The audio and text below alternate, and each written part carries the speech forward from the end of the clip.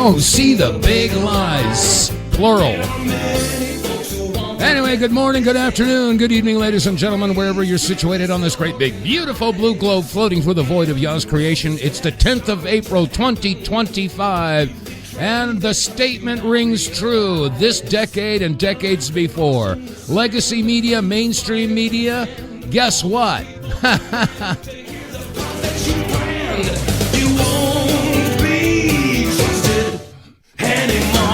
All right, welcome to today's installment of the WTF Reports. I'm your host, Dave vonKleist. And there's so much going on. I start every show by saying the same doggone thing. I don't even know where to start. But I suppose I will start by with a little humility. You know, none of us like to admit that we're wrong. And nobody is 100% correct 100% of the time. You know, because you can ask anybody in a conversation, say, are you always right? And, of course, they'll admit, well, no, I'm not always right. But they never like to admit that they're wrong. Nobody likes that because that challenges your ego and it challenges your pride. You know, nobody likes to admit that they've been, they were misguided or incorrect about something. That's what Mark Twain said. He said, it's always easier to fool people than it is to convince them that they've been fooled. And that's true. But ego and pride play a major part of that. In my own personal experience with that, as a young man, I mean, I grew up in the 60s and 70s, and I was, all you need is love. Come on, people now, smile on your brother. Everybody get together, try to love one another, peace and love, flower power, all that kind of stuff. And when John Lennon was assassinated, I was right on board. There was a full-page ad that was in the New York Times. I mean, a lot of Hollywood and Hollywood stars and rock stars and everybody. They all pitched in their money, and they were saying, we've got to get rid of all the guns. Get all the guns out of here. That's enough. We just lost John Lennon to a handgun, and we need to get all those guns off the street. And I was right on board with that. Enough with the violence. There's no reason that anybody should have a reason to kill somebody. And so I was on board with total gun control. Yeah, I was. But then I saw a bumper sticker. And that bumper sticker said, those who beat their guns into plows will plow for those who didn't. I said to myself, that makes way too much sense. And I looked around at the government, and for those of you who've been following this broadcaster for a bunch of years, you know that I'm very well documented and on the record for many, many years. I've been a peacenik for all this time. But what happened is that I had to realize that the government was corrupt. Of course, we all know that. And I don't care if you're looking at the Republicrats or the Demopublicans, they're all corrupt. And it's been that way all my life. And I have every reason to believe that it's not going to change unless we have a full-blown revolution of sorts. And I'm not talking about necessarily a knockdown, drag-em-out, bloody revolution, but we have to have a revolution of thought and principles and morals. But anyway, the point is that I had to admit that I was wrong about this gun control thing. And there's a lot of people in this country right now that are having to face the idea that, yeah, they were wrong about stuff, but they don't want to admit that. And this is why it's a struggle right now to get the truth out. Because the truth is a bitter pill and nobody wants to swallow it, But anyway, I just wanted to put that out there because, there's a lot of folks out there. I mean, I look at the last election cycle, and of course we had Biden-Harris, and of course, in a true democracy, people would have gotten to vote to have Kamala Harris be the presidential nominee. But of course, the Democrats didn't get to do that. She was placed there.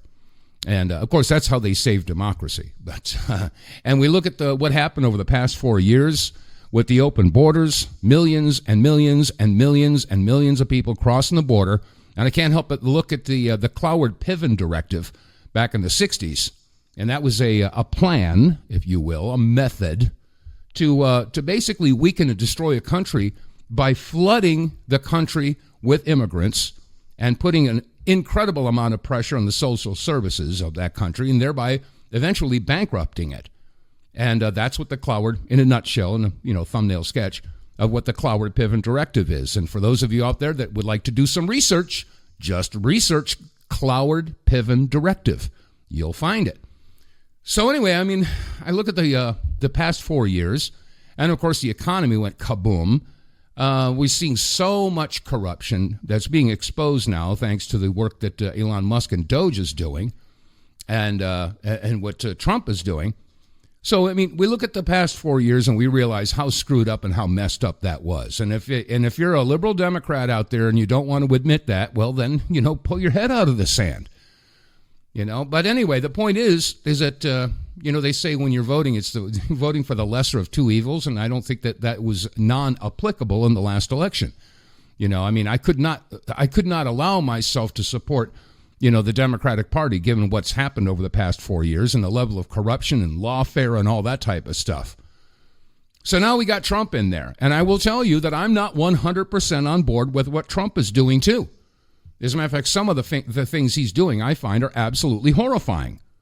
And I know this is Red State Talk Radio, and most of you listeners out there are conservative, and I'm not trying to betray you or anything like that, but I mean, we have to be real about this.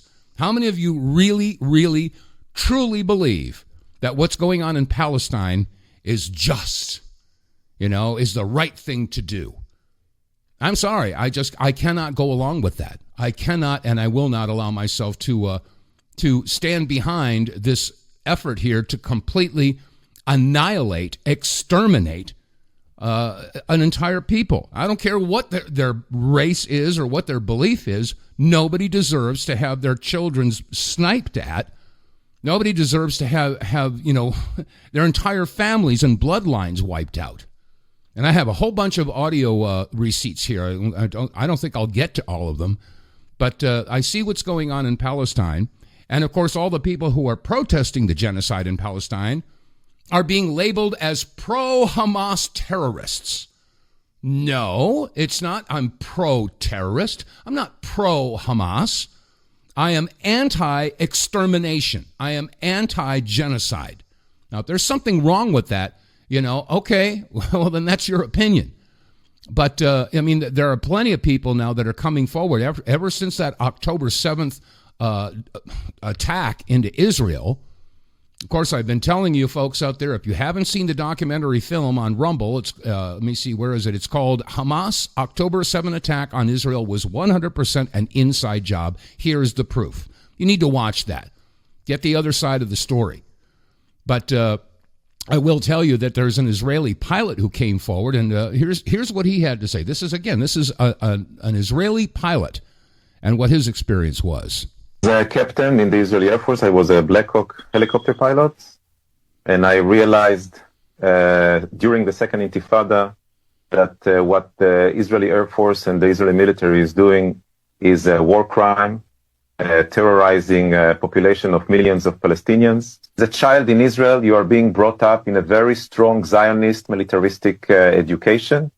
You don't know almost anything about Palestine. You don't know about the Nakba in 1948. You don't know about the ongoing oppression. Slowly, some of us, the minority, open their eyes to see the gloom reality. And to me, one of the things was when I realized that the Air Force that I am serving in, although I was flying rescue missions, but other pilots in other squadrons were engaged in mass killing of civilians, what was called the targeted killing. At some point, I realized that this is an act of terrorism. I was fired from all the companies I worked for in Israel because I say that Israel is an apartheid state, because I say that my government and my military commanders are war criminals. Yes, war criminals. Now, that's an Israeli pilot. Now, there's a doctor who was describing his experience dealing with the survivors of attacks in Palestine. Here's what he had to say about the snipers. When were you in Gaza?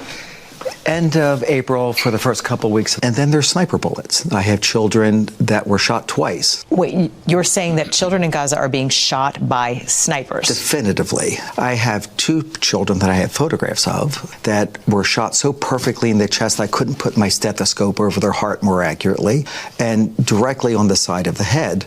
In the same child. No toddler gets shot twice by mistake by the world's best sniper. And they're dead center shots. In fact, more than 20 doctors recently in Gaza also told Sunday Morning about gunshot wounds to children. One American doctor told us he even reviewed CT scans to confirm what he saw because he, quote, didn't believe that this many children could be admitted to a single hospital with gunshot wounds to the head. Some shootings have been captured on video. So, of all the disaster zones you've seen, how does Gaza compare?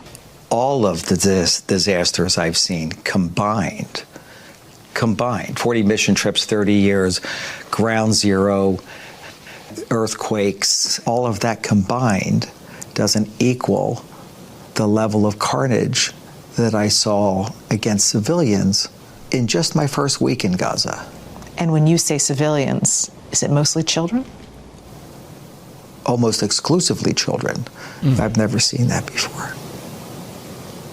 Never seen that. I've seen more incinerated children than I've ever seen in my entire life combined. I've seen more shredded children in just the first week. Shredded? Shredded. What do you mean? Missing body parts, being crushed by buildings, the greatest majority, or bomb explosions, the next greatest majority. We've taken shrapnel as big as my thumb out of 8-year-olds. And I saw a video over the weekend. It was absolutely horrifying.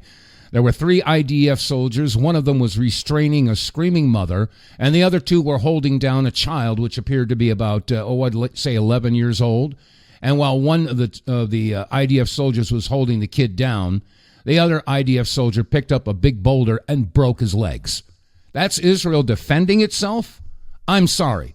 President Trump, what the hell are you thinking?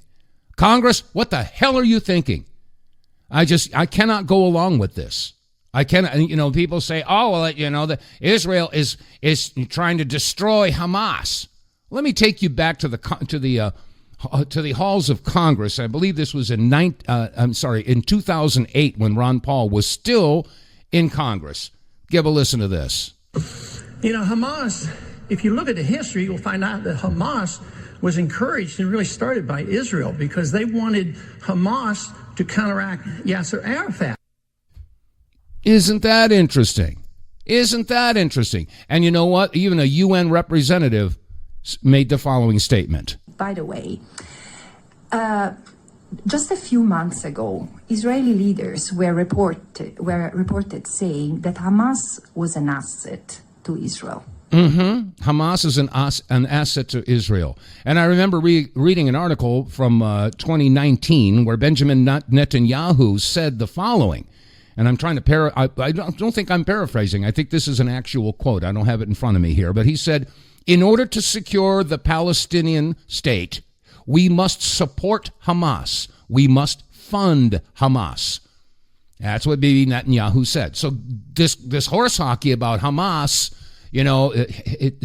being a terrorist state, well, yeah, I could understand why they want to have a boogeyman to go up against. I mean, this is standard operating procedure. Here in our country, remember, first Gulf War, the boogeyman was Saddam Hussein.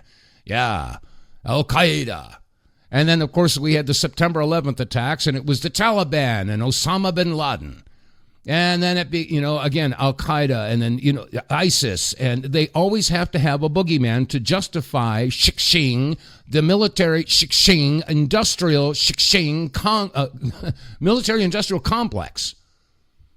So, I mean, this has been going on for all of our lives, folks, but people are waking up to it. And people are disgusted with it. There's a Canadian Jew that made the following statement. I'm trying to remember what this person's name was. Many of us of Israeli origin, many of us descendant from Holocaust survivors, we feel a particular sense of responsibility to stand up against the reprehensible crimes being perpetrated in our name by the state of Israel. Yet we say not in our names, not just as Jews, but also as Canadians, on account of Canada's deep complicity with Israel's crimes. This complicity comes in many forms, from the arms trade to the suppression of speech on Palestine through false accusations of anti-Semitism, for example. It also comes through taxpayer-subsidized charitable donations to Israeli organizations, several of whom are directly and deeply implicated in Israeli war crimes. Through one organization, just one of these, Mizrahi Canada, Canadians can donate to radical settler group Women in Green, which has an ongoing fundraising campaign entitled Demolish, Enter, Remain in Gaza. They can donate to Im Tirtzu, which publicly brags about participating in blockading aid trucks getting into Gaza, which could be Canadian aid as well. You can go to their website and you can click, donate in charitable funds, and it'll take you to this Mizrahi Canada website to donate. They can donate to an undercover IDF unit known for assassinating Palestinians, the Duvdevan unit. They can even donate directly to the illegal West Bank settlement of Israeli Finance Minister Bezalel Smotrich, as another example. And you can get tax breaks for doing that, subsidized by the rest of us, including Palestinian Canadians. Let that sink in a little bit. It's now been 2 months since IJV, along with Miles Howe, who you hear from in a minute, and Just Peace Advocates, sent a public letter to the Minister of National Revenue, Marie-Claude Bibeau. This letter follows decades of official complaints from our organizations with hundreds, if not thousands, of pages of incriminating evidence about organizations like Mizrahi Canada, like the Jewish National Fund of Canada, like the Ne'eman Foundation. There's a long list. Yet despite the mountain of evidence showing these organizations violating Canadian law, these organizations continue to get off scot-free by successive liberal and conservative governments. This is not just a few bad apples. This is a systemic issue that requires systemic solutions to make sure that, as MP Ashton rightly stated, not 1 cent of Canadian tax dollars goes to funding genocide. Bingo. Like I said, there are people all over the world that are standing up against the actions being taken by the Israelis with the financial and material supports of the United States of America. And that means Donald Trump and the Congress. And I'm sorry, that's one major issue that I've got with the current administration. So I've got so many audio clips here. There's an actress by the name of Hannah Heinbender. Anyway, let me see if that was the right clip here. Oh, no, here it is. This is the one I was going to play. This is Sarah Friedland. Sarah Friedland, she's an actress, and she was accepting an award at the Venice Film Festival. And here's what she had to say. I must note, I'm accepting this award on the 336th day of Israel's genocide in Gaza and 76th year of occupation. 76th year of occupation. It is our responsibility as film workers to use the institutional platforms through which we work to redress Israel's impunity on the global stage. I stand in solidarity with the people of Palestine in their struggle for liberation. Well, like I said, the voices are all over the world in condemnation of this action that's going on over there. And the other, let me see, here's the other clip that I was going to play. This is Hannah Heinbinder. She is also Jewish. Here's what she has to say. As a Jewish person and as an American, I am horrified by the Israeli government's massacre of well over 65,000 Palestinians in Gaza. I am ashamed and infuriated that this mass murder is funded by our American tax dollars. It should not be controversial to say that we should all be against murdering civilians. I mourn for all of the Palestinian lives taken by the Israeli government, entire families and bloodlines destroyed.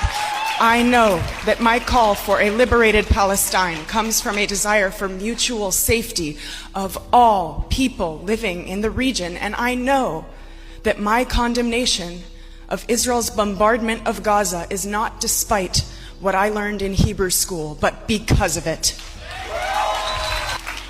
Donald Trump and the Israeli government have suggested that displaced Palestinians be taken by other countries. We Jews know all too well the pain of having to leave our homelands or face certain death. We have to look into the tearful eyes of the children of Palestine orphaned by American bombs and say no, never again is now, never again for anyone.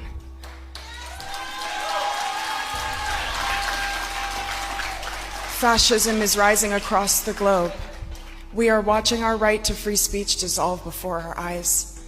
Mahmoud Khalil, a Columbia organizer who protested the bombardment of his people, is sitting in an ICE detention center in Louisiana because his cry for humanity is in opposition to the military interests of our country and the agenda of the Trump administration. A young activist was ripped away from his 8 months pregnant wife in the night with no crime and no warrant.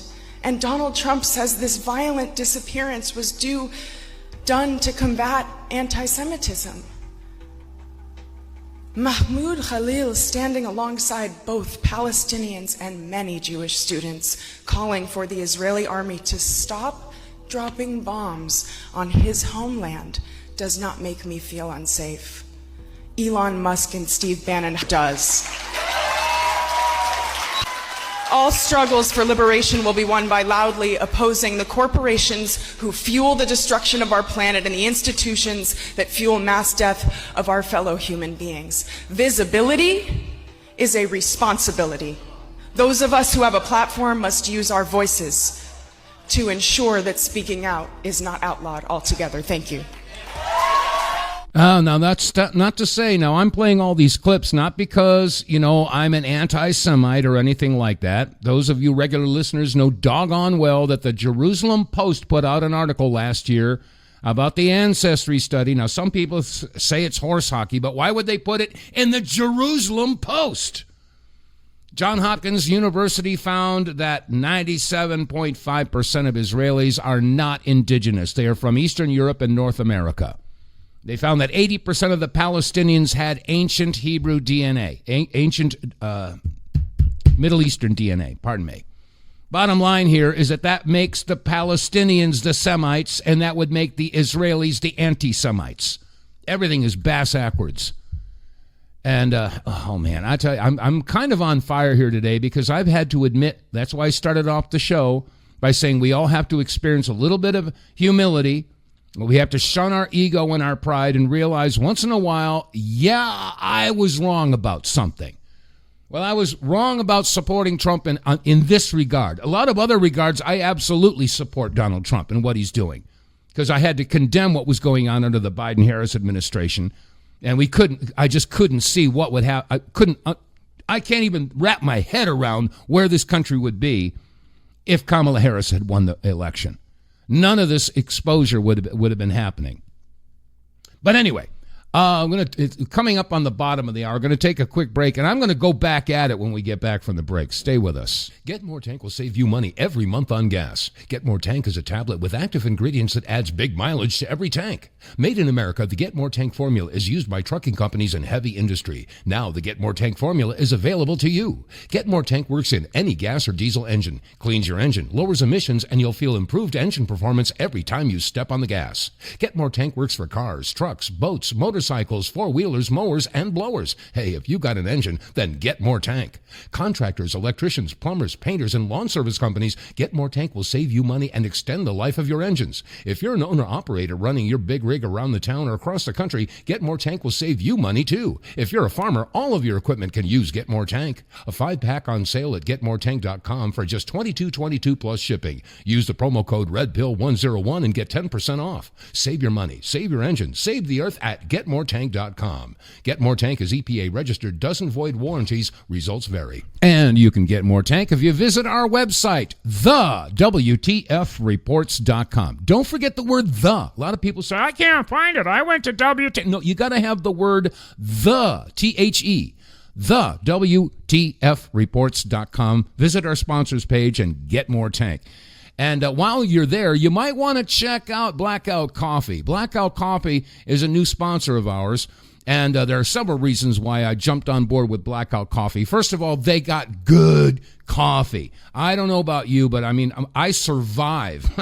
I couldn't survive without my morning cup of coffee. And I prefer a dark roast. I like something with some, shall we say, meat in it. Yeah, I like a good dark roast. I don't add sugar, or I used to have sugar and milk or cream. But no, I'm straight up now.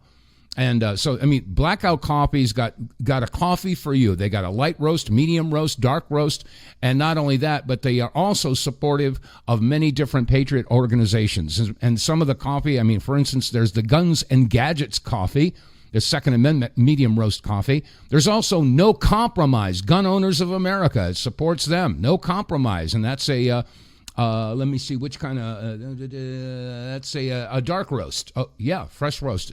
And then there's the Second Amendment Foundation coffee. So anyway, the point is, Blackout Coffee is coffee being made by patriots. And we got to support our patriotic brothers here. So please, if you drink coffee, you won't be sorry. Go to our website, TheWTFReports.com. Check out Blackout Coffee and do business with like-minded individuals, because they do support the first responders, our police officers, and our military. And that's a good enough reason to do business with Blackout Coffee. All right, that said, back to the matters at hand. And again, I'm somewhat on fire because I've been seeing, like I said, I saw that very disturbing video over the weekend, and I just told you about it. A mother being held down while two other IDF soldiers break the legs of her son. And I mean, this is not how Israel defends itself. This is just, there are no words. And I don't know how anybody can justify that. But there's several different reasons why I'm on board with this. But, if we're going to be discussing this issue about Jews versus Muslims versus Christians and all that, we have to go back to Scripture, because this is where it all comes from. This is why the Israelis believe what they believe. But unfortunately, there are a lot of people out there that, are somewhat confused about what or who Israel is. And I found this very interesting. Here's a gentleman who gives his assessment, shall we say, of who or what Israel is. Listen up. The Israel in the Bible is not the same Israel as today. And I know what you're thinking, and you're already jumping into conclusions, but hear me out. People are over here fighting and debating over a misunderstanding of what Israel actually means. They think that the modern Israel is the same as the Israel God promised in the Bible. It's not. In the Bible, Israel means two things. First, Israel was a person. In Genesis 32, Jacob wrestled with God, literally fought him all night long. And after that, God changed his name to Israel, which means he struggles with God. Second, Israel became a nation. Jacob's 12 sons became the 12 tribes of Israel, God's chosen people. But hear this out, they were not chosen because of their land. They were chosen because of God's promise. The nation of Israel existed under kings like David and Solomon. But guess what? They lost their land. They were exiled because they turned away from God. Fast forward today, Israel was founded in 1948 as a political state. But that's not the same as biblical Israel. It's not ruled by biblical law. Not everyone there is a descendant of the 12 tribes. And the land does not define God's people. Faith does. Bingo. So when people think that defending modern day Israel is the same as defending God's chosen people, no, you're missing the whole point of Scripture. God's Israel was never about land, but about a relationship with Him. Correct. It's about a people. It's about for lack of a better way of putting it, a contract. If you abide by God's laws, well, then the whole world could be, quote unquote, Israel. The whole world is the land. But that's not what happened. And if we can get into the origins, as a matter of fact, maybe I'll do a show about that again later this week. The origins of Zionism and the Balfour Declaration. Who was behind it? Yes, it was the Rothschild family. And you do some background checking on the Rothschild family. Nobody will disagree. They worship Satan. Yes, they do. Absolutely they do. Do some research. I'm not just here blowing smoke, folks. The Rothschild family has been, for generations, have been Satan worshipers. And they were behind the creation of, the Balfour Declaration and the creation of the State of Israel. And a good analogy, hey, look at what is Zionism? Zionism is when you take a particular piece of land and you declare that that land is for a particular group of people. So, like, let's say the state of California would become the Zionist state of California. All right, all the Catholics, you get to move to California. If you're not Catholic, you got to leave California, leave everything behind. Let the Catholics come in and take over your house and your property and everything that you own. And if you dare protest about it, they get to kill you. That's Zionism for you. And that's what's been going on. Let me see. Where do I go here? I got some more here. And by the way, if you dare protest about that, okay, you will be labeled. But then again, their belief system, if you're not one of them, you are goyim or goy. As a matter of fact, here's a rabbi explaining what goyim, who the goyim are. The value of every Jew count like many, many other goyim in his spiritual value. Even you take righteous goyim and you put them compared to one righteous Jew, one Jew can be equal like thousands of righteous goyim if you put them on a scale spiritually. In other words, we're not equal to them. They're 1,000 times more important than we goyim are. Anyway, and it all comes down to Zionism. And let me see. I've got another clip here. I'm just going through the audio receipts here, folks. I'm not making this stuff up. That's why I'm here with the receipts. You come to your own conclusion and do your own research, and then you'll come to the same conclusion that I have, and you'll sit there and say, WTF. Yes, it's okay to be wrong once in a while. It's okay to learn something new and have to change your schema of the world. It's called growth. It's called learning. Yes, when you find something that proves that your previous belief system is wrong, yeah, you got to cast aside that previous belief and move on. Anyway. It's very, very important to understand the difference between Judaism and Zionism. Judaism is a religion only, no politics to it, versus Zionism, which is a purely political movement. It's about nationalism and does not represent the Jewish religion. Unfortunately, people think that these two are the same, and then they think that all Jews support Israel, but this is not the case. Masses of Jewish people worldwide oppose all the crimes being committed by the state of Israel, and they oppose the actual existence of the state of Israel, which is contrary to the basics of Jewish belief. Well, we say that all that has been done to Palestine is wrong. All these crimes, killing and stealing, oppressing an entire people. From the very beginning, it's not only the genocide that we see today, the last 2 months. It's the occupation of Palestine from the very beginning, which is wrong. It's criminal, this occupation in its entirety. Hopefully peaceful with no more suffering of anyone. We will see once again that peace that did exist in Palestine. We did live in peace in Palestine before the invention of Zionism 100 years ago. That's right, they did. And how did we get to where we are today? Bribery, coercion, blackmail. Yeah, that's right. Bribery, coercion, and blackmail. You look no further than the halls of Congress and how much money's being given to our representatives by AIPAC. And there's a website out there, Track AIPAC. Go check it out. You'll find out how much money your representative is being paid off to support whatever it is that AIPAC wants. It's been going on for a long time. We're an occupied country. Ladies and gentlemen, this is the United States of Israel. That's what's happened here. We've got too many representatives have dual citizenship. How does that work? I mentioned that a couple of weeks ago, that Marjorie Taylor Greene was trying to censure Ilhan Omar because Ilhan Omar said that she was going to represent the interests of the Somalian people. And Marjorie Taylor Greene was losing her cookies and saying, you can't serve two masters, you can't do that, and that's treason. She needs to be censured. Okay, MTG. Let's have it on, what's good for the goose is good for the gander. How many of your representatives out there have pledged their undying support for Israel? Is it USA number one or Israel number one? Many of our representatives have been asked that on the halls of Congress, and when they're asked that question, they scurry away or they just go dead silent. Sometimes a non-answer is an answer. And this whole thing about Zionism, this is something that people have to come to grips with. It is not the same as Judaism. It is two different things. And in order for Zionism to be able to dominate, they have to constantly push it. As a matter of fact, Daniela Weiss, a very prominent Israeli, had this to say about Zionism. Listen up. You have to brainwash all the time because this is the only way to continue Zionism. That's right. They rely on brainwashing. A lie told often enough becomes the truth. As a matter of fact, on RT Network, and by the way, RT, if you want to get some decent news, go to RT. Oh, that's the Russian network. Yeah, I know. The Russian network realized that American journalists were being drummed out all through the 2000s. And they simply gave the American journalists a platform. You remember Larry King, rest his soul? Larry King was doing a show on RT. Does that make him a Russian agent? No. How about Governor Jesse Ventura? He had a show on RT. Does that make him a Russian agent?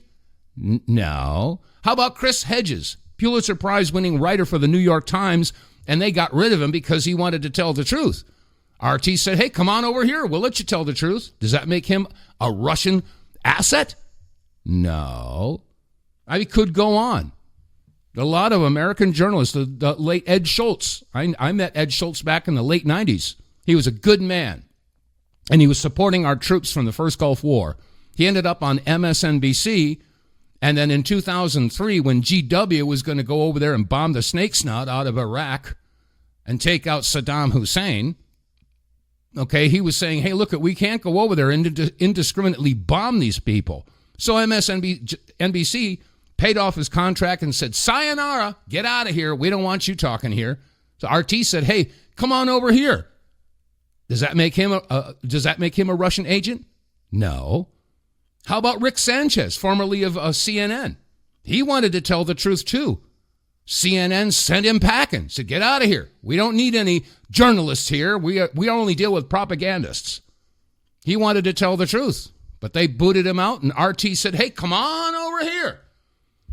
So anyway, the reason I'm doing that is because there's a show on RT called Crosstalk, and they were discussing Zionism. And here's a little piece of the conversation of that program.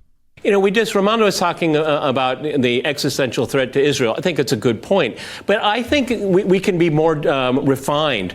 There's an existential threat to Zionism and the Zionist ideology that we have seen getting worse and more radical over the decades, particularly under the present government here. That is under threat, okay? And it doesn't know how to move forward, okay? It has no gear control. It reacts with violence because it only believes in deterrence. Well, if your deterrence is in tatters, then you're even more dangerous. That's what I worry about. Go ahead in Toronto. Absolutely. Let me just first very quickly say that the real existential threat right now is to the Palestinian people who are facing a genocide. Right. So okay, got that. Got it.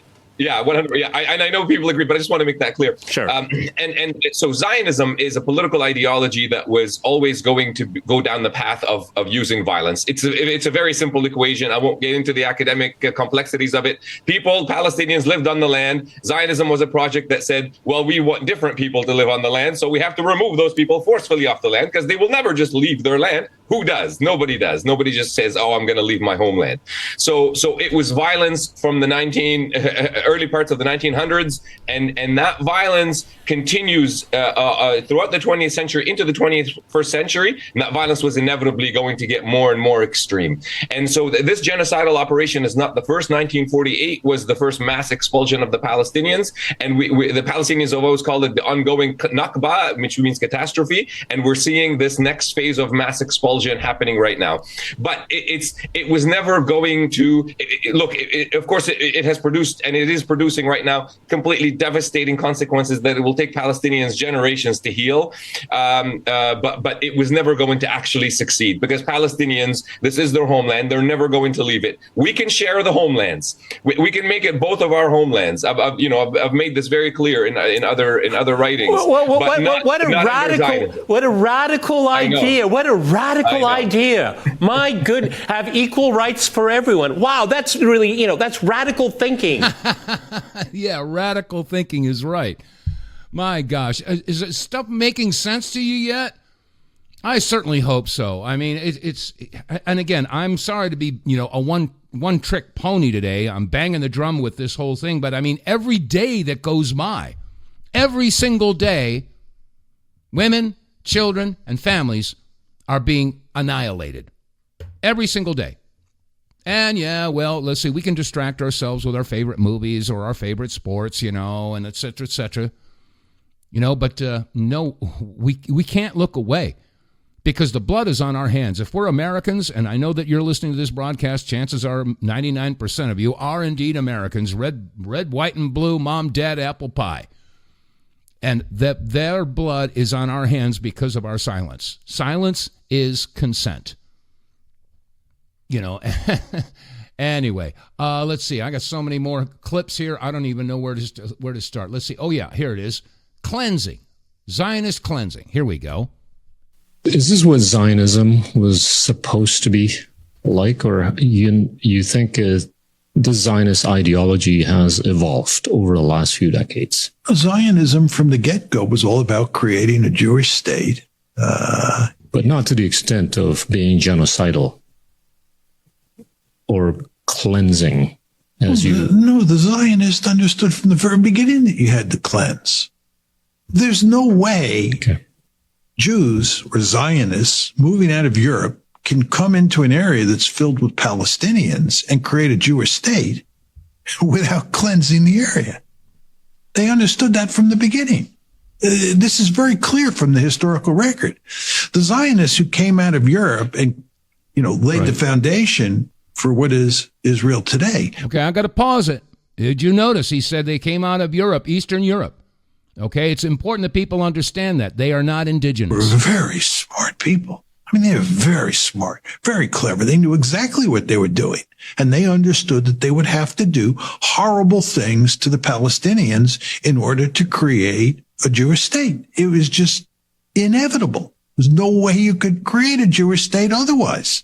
That makes too much sense. You can't take an entire area, an entire group of people, and expect them to just get up, pack their bags, leave everything behind that they've had in their families for generations, hundreds and hundreds and hundreds and hundreds of years. Nope, sorry, you got to leave. We're taking it over. And they're not supposed to protest? They're not supposed to fight against that? Seriously? That's what you expect? So who are these people? Who are these people that came from Eastern Europe and the European area and came and occupied Israel? The country Israel, not the people, okay? That's a little bit different. Well, a lot of people now are doing some research into the Khazars, the Khazarians, and the Ashkenazis. Here's a little background on that. I literally love the questions that are coming from this one. So the people who call themselves Jews, they claim to be the descendants of the tribe of Judah. As this comment points out, the Ashkenazi Jews are white, right? Like everybody claiming to be Jewish today. Here's the crazy little tidbit of history, though. Those Ashkenazi Jews are descendants from a group of converts that migrated from the Russian area into the region around 700 to 800 AD, and they converted to the Hebrew culture. They were called the Khazars. When scripture says that they will call themselves Jews, but they're not, or the synagogue of Satan, I have to be really careful. TikTok, this is purely speculation. This is just my own opinion. I might be crazy. Please don't trust anything I say. And I've actually made videos about this in the past, when I was speaking to who the true Hebrews were in the whole Ethiopian Bible. When Hitler started to round up the Jews and slaughter them, something that he released in his manifesto, Mein Kampf, is he declared and knew that the Jews were not the true Hebrew people, that they were a part of the Great Deception. And this is why Hitler's manifesto was made illegal. Now, I am not at all justifying genocide or saying that what he did or his motivations were even correct. But he was right.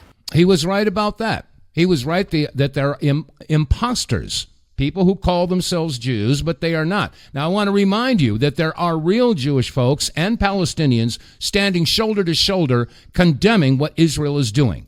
And that's a good thing. Because the imposters, the Khazars, a lot of folks do some research into that. There's several documentaries that you can find online. Yes, you heard of the Mongolians and how brutal they were, Genghis Khan and all that stuff. Well, the Khazars were even worse. They would destroy, rape, and pillage, and then they would assume the identity of the people they'd killed. And this is one of the ways that they basically infiltrated many, many different countries. So, do some research into the Khazarian mafia. You can check into that. But the bottom line here is that, yes, we have imposters. Everything is upside down. Everything is topsy-turvy. And the only way that we can sort this out is to do some independent research. Don't believe me. And this is why I'm here with audio receipts. This is not me saying this stuff. You know, I'm coming to my own conclusions and providing my own opinion, which I have the right to do. But the bottom line here, I don't think anybody within any of the listening audience out there right now can condone the genocide that's going on, the extermination. By the way, if you disagree, give me a call. We got about 10 minutes left of the show. You can call in right now at 215-867-8255. If you're up to the task, 215-867-8255. And I'll put you right on because the phone lines are wide open. Anyway, let's see. What else do we have here? Let me see. I don't know if I played this clip yet or not, but I'll throw it out there. What the heck?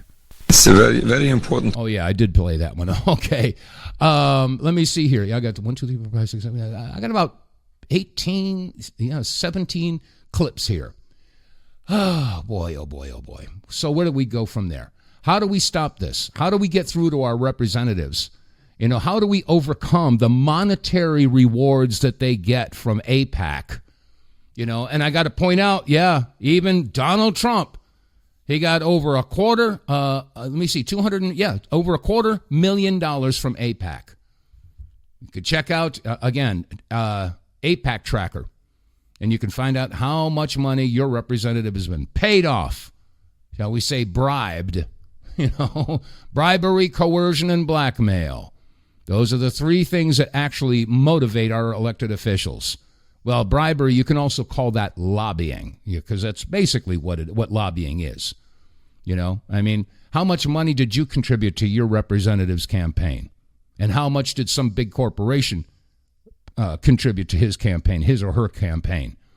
So with that in mind, whose interests are they going to represent? Yours? Good luck with that. That ain't going to happen. But anyway, the point is here, folks, our representatives they're betraying us. They are absolutely betraying us. Now, yes, there's a lot of good stuff that's happening right now. I mean, I have to applaud Elon Musk and Doge and what they're doing. They are exposing so much corruption. And yeah, you may have heard last week he was saying he's going to be investigating a lot of the representatives out there who have become, quote, strangely wealthy. You know, I mean, Jasmine Crockett, how did she go, you know, from little to nothing to having millions of dollars? Same thing with AOC. Same thing with Nancy Pelosi, Chuck Schumer. By the way, Chuck Schumer's in hot water right now. He made a statement out there that basically got a lot of people very upset, because he's saying that all the Democrats out there, you got to get out there. You have to force these people to change their votes, and tell them that there will be consequences. You can't threaten people like that. You can't do that. But this just goes to show how desperate the Democrats are to regain power. And oh, by the way, yeah, these protests that went on over the weekend, you know, the Hands Off 2025 demonstrations all over the country. I think I mentioned it yesterday. There's one guy that's been doing his research, you know, picking up video clips from all the different protests, you know, for the past year. Well, glory, Oski, what do you know? There's a whole bunch of people that show up at every single protest. How can somebody afford to do that, travel all over the country? Well, because they're being paid to do it. That's the way it works. Anyway, we got a caller, so let's make it real quick. Okay, hello, caller. Please give me your first name and where you're calling from. It's Mike from Connecticut. Hello, Mike from Connecticut. We only got about 5 minutes here, so what have you got? Belly up to the telephone bar. What's up? Trump just ended daylight savings time. It's gone. What? He just did it. Yep. Well, that means we have to set across the news. Well, because we're on daylight saving times right now. Do we have to set our clocks? Do we have to put our clocks back to standard time, or are we going to stay on the time zone that we're on right now? I believe we're staying on the time zone we are right now, but we need to all check that out. Also, just so people know, Mike from Connecticut with Tizai, I'm the person that's putting things together behind the scenes for Dave. Been doing it for like 20 years. But anyways, we need some help, and I'm going to do what Dave won't do. What's that? We need sponsors. We need people to support this program. There are costs associated with it. It's not a lot, but we need some help. I have put together a GoFundMe. There is a button on the front page next to David's picture on the WTF Reports that will take you to the GoFundMe page. Even if it's $5, it all adds up, but we need to keep Dave going, and we are running into some cost here. As he grows, he is taking off, and I'm looking forward to any help from anybody listening that wants to help Dave. This is not for us. This is for our expenses. Do you guys have the message? I hope so. Oh, thank you. Let's see if we can. Yes, and also, Dave's sponsors, they support the show. Visit the sponsors. I did not tell Dave I'm doing this. He's just not that kind of person that pushes. But I'm a business guy, and all we're doing is asking. But please, if you like Dave, even $1 worth, please go and visit our GoFundMe page or buy a bag of coffee or even the sonic brush, anything. So please help us. We appreciate it all. And we both enjoy doing this show for everybody. And I've learned a lot myself from doing this. So that was my point. Please go to our GoFundMe page. The button is next to Dave's picture on the website, TheWTF Reports. Also, one other thing. The source for Dave's information comes from alternative news media. And we have something called Dave's Video Wall. If you visit that, you will see the sources that Dave references on the show. So please visit the resource video wall. Dave, that's it. I just had to do a plug for you. Great show. I'll talk to you later. Well, thank you, Mike. I appreciate that. Yeah, I'm not one, money does not govern my decision-making process, and I'm not, I'm not into self-promotion. I'm not comfortable with, ego strokes, et cetera, et cetera. But he's right. In order for us to grow this broadcast, we've got to pay for platform fees, et cetera, et cetera. So if you're listening on YouTube or BitChute or Rumble, please make sure that you like and share and subscribe. And it's going to help us to grow the broadcast here, because we're starting this from ground zero, folks. There's not a whole lot of money behind this. We're doing this on a shoestring here, and I'm, been doing this now, the WTF Reports for a year and a half. And, now it's become somewhat of a full-time job without pay. So, we appreciate any help that you can get. And thank you, Mike, for calling in. I appreciate that. All right, boy, that's anytime, Dave. Yeah, that brings us right up to the end of the broadcast here. So, so folks, if you're enjoying the broadcast, and again, I request that you basically like, subscribe. If you want to contribute on our GoFundMe, yes, go to TheWTFReports.com. And you can help us grow. You can also do business with our sponsors. The Wave Watch. Oh man, I'll be doing a program about the Wave Watch. Let me see if I can get Linda Banber on here sometime in the near future. And anyway, so yes, please do business with our sponsors, whether it be Get More Tank or Blackout Coffee, et cetera, et cetera. That's how we grow the broadcast. All right. Well, that said, it's about time for me to hit this button right here. That's a closing music, yeah. If you're enjoying the music here, I've always been a musician, ever since I was in high school, and so I have 3 albums of politically incorrect, in-your-face, you lying SOB government music, and it's all out there for free on YouTube. Just go to YouTube and do a search for yours truly, and you'll find all that music, and I guarantee you, I've had people say that your music could start a riot. Well, maybe it has to start. Anyway, that said, that's going to wrap it up for today's Thursday edition of the WTF Reports. I thank you for your listenership, and again, I thank you in advance for your support. God bless you all. Stay safe, stay free, and I'll see you tomorrow.